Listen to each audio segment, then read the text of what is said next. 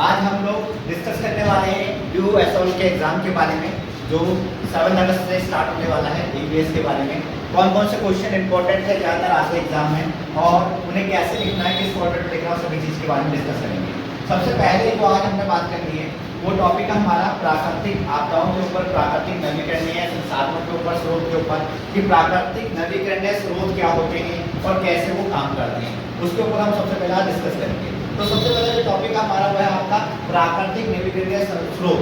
तो जो प्राकृतिक नवीकरणीय स्रोत होते हैं वो हमारे दो प्रकार के पाए जाते हैं। सबसे पहले जैसे जो है वन संसाधन हमारा, दूसरा हमारा है प्राकृतिक जल संसाधन। ठीक है, तो प्राकृतिक जो दोनों चीजें, प्राकृतिक से हमें वन भी प्राप्त है और प्राकृतिक से हमें जल भी प्राप्त है। तो आज के टाइम पे क्या है, वन और जल के बिना मनुष्य का जीवन अधूरा है। या तो अगर वन नहीं होंगे तो उसको ऑक्सीजन नहीं मिल पाएगी, लकड़ी नहीं मिल पाएगी, पेपर नहीं मिल पाएगा, और जल नहीं होगा तो वो अपनी जरूरतों को पूरा नहीं कर पाएगा, ना उसे पानी मिल पाएगा, ना नहा पाएगा, ना ही और अपनी अन्य आवश्यकताओं को पूरा कर पाएगा। तो आज जो प्राकृतिक नवीकरण क्या होते हैं, जो प्राकृतिक स्रोत है, प्रकृति से प्राप्त हो रहे हैं, सबसे पहले जो है वन संसाधन। हेंस ने 1962 में इसकी परिभाषा दी थी वन संसाधनों की। उन्होंने बताया था कि वन जो है वो बहुत ही महत्वपूर्ण है सभी व्यक्तियों के लिए। यदि वनों की कटाई ज्यादा होगी तो मनुष्य के जीवन में आने वाली बहुत सी समस्या उत्पन्न हो सकती है, या मनुष्य के लिए आने वाला जो समय है वो बहुत ही कष्टदायी हो सकता है। तो उसके लिए उन्होंने क्या क्या बताया, सबसे पहला जो पॉइंट है वो है आपका वनों की कटाई। आज देख रहे होंगे आप, जैसे पर्यावरण की समस्या उत्पन्न हो रही है और बहुत तेजी से ही जो वनों की कटाई हो रही है, वनों की कटाई होने के कारण जो प्राकृतिक जो जल परिवर्तन है, जो मौसम का परिवर्तन है, जो गर्मी है आज के टाइम में बढ़ती जा रही है, उसमें काफी सारे परिवर्तन होते दिखाई दे रहे हैं। तो वनों की कटाई को कम करने के लिए बात चली जा रही है और इसके लिए कई सारे आंदोलन भी चलाए गए हैं। जैसे इसमें से एक था आपका चिपको आंदोलन, जो 1973 में चलाया गया था आपका उत्तराखंड के गढ़वाल में, इसको चलाया गया था और गौरा देवी का इसमें सबसे अहम भूमिका रही थी। तो कई सारे ऐसे आंदोलन चलाए जाते हैं। कृषि के कार्य के लिए पानी की अहम भूमिका है और कृषि की कार्य के लिए बहुत सारे जरूरतें हैं जिससे हमें वनों से जो चीजें प्राप्त होती हैं। जैसे पहले के टाइम में वनों से लकड़ी काट कर हल बनाए जाते थे और प्राकृतिक कई सारी चीजें ऐसे जो कृषि के कार्य के लिए महत्वपूर्ण होती थी।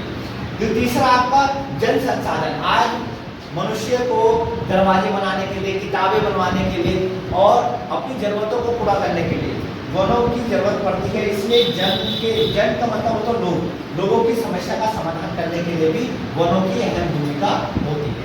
अब हम बात करेंगे जल संसाधन क्या और जल संसाधन की समस्याएं क्या होती है। आज पानी के बिना जीवित रहना असंभव है और पानी जितना ही होगा उतना ही मनुष्य का जीवन अच्छा होगा, बढ़िया होगा। पर आज पानी का जो लेवल है, वाटर लेवल, वो धीरे धीरे खत्म होते जा रहा है और मनुष्य की समस्या बढ़ते जा रही है। ठीक है, तो आज हम बात करेंगे जो मनुष्य जो पानी की समस्या है, जल संसाधनों से क्या क्या समस्याएं उत्पन्न होती है या क्या क्या समस्याएं उत्पन्न हो रही है। सबसे पहला है, अगर ज्यादा पानी हो जाए तो पहले बाढ़ आने की संभावना होती है और यदि पानी की शॉर्टेज पड़ जाए तो वहाँ पे सूखा भी पड़ सकता है। तो ये दोनों ही समस्या सबसे ज्यादा बड़ी समस्या है, क्योंकि बाढ़ आने से वहाँ पर लोगों की अर्थव्यवस्था खराब हो जाती है, वहाँ पर लोगों को अपने व्यवसाय को छोड़ना पड़ता है, अपने घर को छोड़ना पड़ता है, दूसरी जगह जाके रहना पड़ता है। और सूखा पड़ने से वहाँ पर लोगों की आय के साथ साथ लोगों के निर्वाह जीवन व्यतीत करना, व्यापारिक जीवन व्यतीत करना, दोनों पे कई सारी कठिनाइयों का सामना करना पड़ता है। तो इसीलिए प्राकृतिक की जो स्रोत है हमारे पास वो बहुत ही जरूरी है और जितना हम इनको ध्यान से रखेंगे, जितना हम इनको बचा के रखेंगे, उतना ही हमारा जीवन जो होगा अच्छा होगा, सुखदायी होगा और अच्छे समय तक उनका नवीकरणीय स्रोत के दो उदाहरण दें, जो प्रत्येक के 2 लाभ और 2 हानि है। जो नवीकरणीय स्रोत होते हैं जैसे सोलर एनर्जी, वाइंड एनर्जी, ये जो है हमारे नवीकरणीय स्रोत होते हैं जो हमें प्रकृति से प्राप्त है फ्री ऑफ कॉस्ट और हर जगह हमें उपलब्ध होते हैं, ना हमें कोई चार्ज देना पड़ता और कहीं भी हम जाएं, दिल्ली में रहें, हरियाणा में रहें, पंजाब में रहें, हर जगह हमें आसानी से मिल जाते हैं। तो आज भारत के हम पूरे विश्व की बात करें, अधिकतर देशों में आज इन ऊर्जा का अधिक मात्रा में प्रयोग हो रहा है। सोलर ऊर्जा, सौर ऊर्जा जिसको हम बोलते हैं आपका हिंदी में, सौर ऊर्जा सबसे पहली बात तो यह है कि ऐसी ऊर्जा है जो कभी खत्म होने वाली नहीं है। हम जब सौर ऊर्जा की बात करते हैं तो सौर ऊर्जा एक ऐसी ऊर्जा है जो कभी खत्म नहीं होगी। सूरज कभी खत्म नहीं होगा, चाहे 2022 चले या 2050 आ जाए। तो ऐसी हमारी जो वाइंड एनर्जी है, पवन ऊर्जा है, वो भी कभी खत्म होने वाली नहीं है। दोनों का पहला प्लस पॉइंट ये है कि दोनों कभी खत्म नहीं होंगी। दूसरा क्या है कि आज हम सौर ऊर्जा का प्रयोग करते हैं या वाइंड एनर्जी, हम पवन ऊर्जा का प्रयोग करते हैं तो प्रदूषण मुक्त है दोनों, ये इनमें प्रदूषण कुछ भी नहीं होता और इससे हमारे पर्यावरण को भी बचा के हम रख सकते हैं। तो इसलिए भी ये बहुत ही महत्वपूर्ण और बहुत ही अहम है, जिससे कि हम अपने पर्यावरण को बचा के रख सकते हैं और लंबे समय तक हम इनका प्रयोग भी कर सकते हैं। दूसरा क्या है, यह है इसके लाभ क्या क्या है, यह वातावरण में कार्बन डाइऑक्साइड और अन्य हानिकारक गैसें नहीं छोड़ती है, जिससे हमारा जीवन बहुत ही स्वस्थ रह सकता है और हमें गैसों से बचकर हम रह सकते हैं, गैसों का हमें दुविधाओं का सामना नहीं करना पड़ सकता है। ऐसी इसमें उष्णता, भोजन पकाने और विद्युत उत्पादन करने का काम शामिल होता है। हम सोलर एनर्जी के जरिए ही सोलर कुकर बनाए जा रहे हैं और सोलर कुकर से हम भोजन उसको पका सकते हैं, हम गैस को बचा सकते हैं, इसका भी बहुत बड़ा एक लाभ है।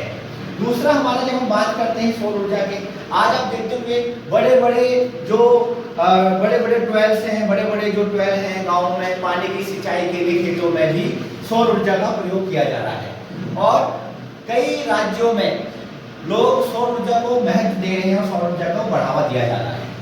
दूसरी हम क्या बात करते हैं आपका पवन ऊर्जा की। पवन ऊर्जा एक तो प्रदूषण मुक्त है, जो कि पवन से, हवा से हमें जो एनर्जी हम क्रिएट कर रहे हैं, एनर्जी में उत्पादन हो रही है, उत्पन्न हो रही है या एनर्जी आ रही है, मिल रही है, वो सब हमें प्रदूषण से फ्री है।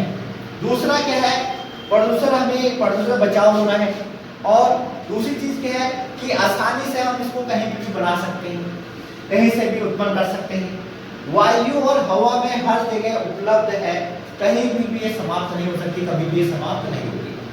और तीसरा पॉइंट ये है कि जितना ही ज्यादा इनका प्रयोग करेंगे, इतना ही हम अपने प्राकृतिक संसाधनों को लंबे समय तक बचा के रख सकते हैं। जैसे कि आज देखते हो कि आप बिजली का उत्पादन दिन प्रतिदिन क्या हो रहा है, बिजली का प्रयोग बढ़ रहा है और उत्पादन घटता जा रहा है।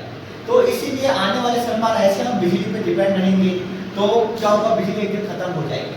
इसलिए सभी लोग या सभी सरकारें इस तरफ को लोगों का ध्यान केंद्रित कर रही है कि वो लोग सौर ऊर्जा या पवन ऊर्जा जैसी ऊर्जा का प्रयोग करें और इनको अपने जीवन में लाएं। नवीकरणीय जो स्रोत है हमारे नवीकरणीय स्रोत, उसकी दो हानियां हैं। उन हानियों के बारे में हम डिस्कस करेंगे कि क्या क्या हानियां हैं, क्या क्या चीज़ होती है इसमें। अब पहला जो है सौर ऊर्जा की क्या हानि है और पवन ऊर्जा की क्या हानि है। तो सौर ऊर्जा देखो, आपने देखा होगा जैसे सूरज ढलता है, सूरज के छिपने पे या सूरज के ढलने पे जैसे शाम हो जाती है, तो जो सोलर प्लेट्स होती है वो एनर्जी कंज्यूम करना बंद कर देती है। तो जिससे क्या होता है, जिससे कि हम बिजली उत्पादन करना उस समय बंद हो जाता है और जितना ही सूरज ढलता है, शाम होती है, रात होती है, उतनी ज़्यादा बिजली की मांग बढ़ती है और उसकी जो कमी है उतनी ज़्यादा उत्पादन होना कम हो जाती है। तो ये सबसे बड़ी कमी है सौर ऊर्जा की। दूसरा आपके है गीगा, इसमें 2.6 गीगावाट क्षमता के साथ इस लोड को एक स्रोत से दूसरे स्रोत पर ले जाना बड़ा मुश्किल होता है। इसमें 2.6 जो गीगावाट का क्षमता है उसको एक जगह से हम दूसरी जगह कैरी नहीं कर सकते, ले जाना बहुत ही मुश्किल होता है। तीसरा है पवन ऊर्जा। पवन ऊर्जा में क्या क्या नेगेटिविटी है या पवन ऊर्जा के क्या क्या लॉस है, क्या क्या हानियां हैं। पवन ऊर्जा क्या है, एक तो सबसे बड़ी समस्या यह है पवन ऊर्जा की कि पवन ऊर्जा के साथ सबसे बड़ी समस्या यह है कि इसका उत्पादन लगातार नहीं होता। जब हवा चलेगी तो इसका उत्पादन होगा और जब हवा नहीं चलेगी तो इसका उत्पादन नहीं होगा। तो जैसी जहाँ पर पवन ज़्यादा होगा, हवा ज़्यादा होगी तब इसका उत्पादन होगा और पवन हवा चलनी बंद रहेगी तो इसका उत्पादन भी बंद हो जाएगा। इसके लिए 130 गीगावाट का थर्मल पावर प्लांट को लोड लेने के लिए विकल्प के रूप में तैयार रहना होगा। अगर 130 गीगावाट का जो थर्मल पावर है और वो अवेलेबल नहीं होगा तो हम उसे बनाने में सक्षम नहीं होंगे। तो ये दोनों ही इसकी हानियां हैं जो आपकी नवीकरणीय स्रोत हैं। भूमि के अपरदन के बचाव के लिए 3 तकनीक का वर्णन कीजिए। आज आप देखते होंगे कि मिट्टी का बहाव या मिट्टी का कटाव भी कहा जाता है इसे। जो भूमि है हमारी वो भी प्रदूषित होने लगी है या जो भूमि है उसका कटाव भी इससे बढ़ने लगा है। क्या होता है, जिन जगह पर पेड़ नहीं होते हैं या वृक्ष नहीं होते तो वहां पर मिट्टी की जो पकड़ होती है वो कमजोर हो जाती है, तो उसी को नाम दिया जाता है मृदा अपरदन या भूमिका अपरदन। तो क्या होता है वहां पर कुछ जगह पर आपने देखा होगा जहां पर पेड़ों की कटाव ज्यादा हो जाते हैं, वहां पर ऐसा होता है बाढ़ आने से या हल्के से हवा के झोंके आने से वहां से मिट्टी उड़कर दूसरी जगह चली जाती है, जिससे उसका उपजाऊपन खत्म हो जाता है या उसका उपजाऊपन जो ऊपरी मिट्टी होती है, उपजाऊ मिट्टी होती है, वो हवा में बह जाती है। तो इसी पर हम डिस्कस करेंगे। इसके 3 कारण हैं, 3 तकनीक है। सबसे पहले बताया आपको जल मुद्रा अपरदन।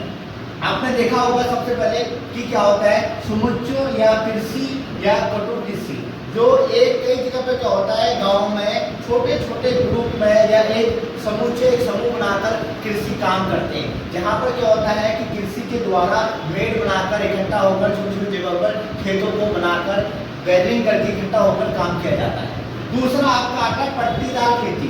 पट्टीदार जो खेती होती है पहाड़ी क्षेत्रों में ज्यादा पट्टीदार खेती होती है, जिससे क्या होता है मिट्टी का बहाव यदि एक से बहकर नई दूसरी खेत में जाता है तो वहां पर स्टोर हो जाता है, ज्यादा मिट्टी का बहाव तेजी से होता नहीं है। तीसरी होती है आपका सीढ़ीदार खेती। सीढ़ीदार खेती जो होता है उसमें भी इसी तरह से होता है, जो ज्यादातर पहाड़ी क्षेत्रों में पाई जाती है और जहाँ पर सीढ़ी नुमा खेती जिसे कहा जाता है, कृषि जो है वहाँ पर पहाड़ों को काट कर सीढ़ी के टाइप में खेती की जाती है, जिससे भूमि की उर्वरता कम ना हो या भूमि का उपजाऊपन उड़े ना या बहे ना।